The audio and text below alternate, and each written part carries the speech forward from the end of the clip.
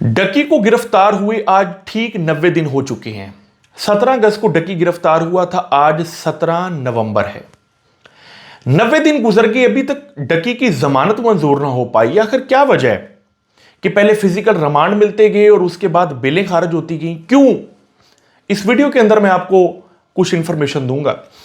पहले नंबर पे, डकी जिस महीने में अरेस्ट हुआ है वो अगस्त का महीना, और अगस्त के महीने में अदालती जजेस जो होते हैं वो छुट्टियों पर होते हैं। डकी का केस सुनने वाले जो मैजिस्ट्रेट थे वो उसके असल मैजिस्ट्रेट नहीं बल्कि ड्यूटी मैजिस्ट्रेट थे। यानी जो रूटीन के अंदर केसेस सुनते हैं उन मैजिस्ट्रेट की बजाय वो मैजिस्ट्रेट जो उनकी जगह ड्यूटी दे रहे थे, उनकी छुट्टी की वजह से उन्होंने केस सुना, उन्होंने रिमांड दे दिया। ड्यूटी मैजिस्ट्रेट अमूमी तौर पर किसी भी शख्स को जुडिशियल करने की बजाय या डिस्चार्ज करने की बजाय फिजिकल रिमांड देना मुनासिब समझते हैं। इन 13 दिन के अंदर फिजिकल रिमांड मिलता रहा और केस को इस कदर हाइप मिल गई कि एक बहुत बड़ी रिकवरी डकी के ऊपर डाल दी गई।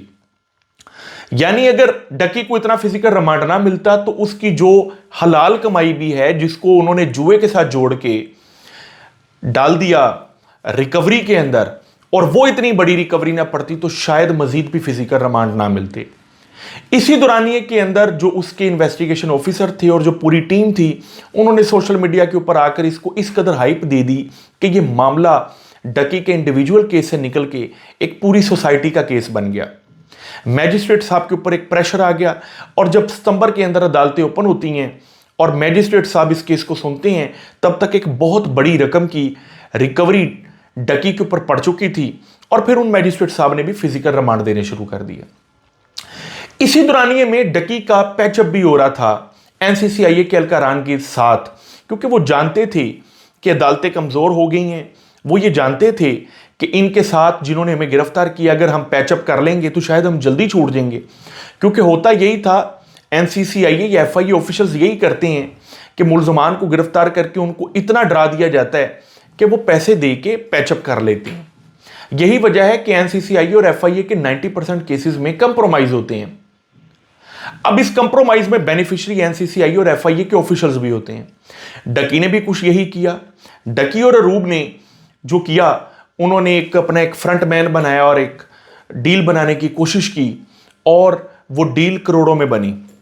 डकी का 9 करोड़ 12 लाख के करीब रकम तो सिर्फ इन्वेस्टिगेशन जो ऑफिसर था शुएब रियाज, उसके अकाउंट में चला गया था। बाकियों ने क्या क्या खाया होगा वो एक अलग कहानी है। मकान जो उसने नया खरीदा था उसको भी अटैच कर लिया गया प्रॉपर्टी के तौर पे कि ये भी गैम्बलिंग की कमाई हुई दौलत है। इतना सब कुछ होने के बाद मैजिस्ट्रेट साहब, चूंकि एक बहुत बड़ी रिकवरी पड़ चुकी थी, तो मैजिस्ट्रेट साहब ने डकी को मजीद फिजिकल रिमांड दिया, यहां तक कि वो बड़ी देर से जुडिशियल हुआ। 1 महीने के बाद तकरीबन वो जुडिशियल होता है। बहुत बड़ी रिकवरी है। मैजिस्ट्रेट साहब फिजिकल जो कस्टडी है जुडिशियल होने के बाद भी बेल नहीं मंजूर फरमाते डकी की, यहां तक कि बेल एडिशनल सेशन जज साहब के पास जाती है। वहां पर भी बड़ी रिकवरी की वजह से बेल मंजूर नहीं होती। अब बेल मंजूर ना होना तो एक अलग चीज है, लेकिन जब कभी भी बेल में पटिशनर साइड से आर्ग्यू किया गया, रिस्पोंडेंट साइड से या कंप्लेनेंट साइड से एफआईए ऑफिशियल्स ने डेट मांगी ताकि यह काम लंबा हो जाए। यहां तक कि एक बांडा फूट गया एनसीसीआईए का कि उन्होंने इस पूरे केस के अंदर एक बहुत बड़ी करप्शन किया, उनके ऊपर एक एफआईए का केस बन गया। मीनवाइल डकी ने हाई कोर्ट के अंदर बेल रखी, जो जाती है जनाब जस्टिस फरूक हैदर साहब के पास। जस्टिस फरूक हैदर साहब 11 नवंबर को यह केस सुनने से इनकार कर देते हैं कि कोई साथी जज इस केस को सुनेंगे।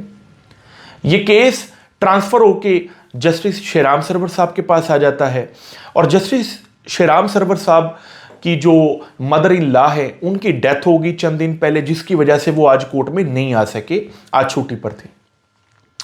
जस्टिस शेराम सरवर चौधरी साहब बड़े बाकमाल जस्टिस हैं। ये रिलीफ गिविंग जज हैं।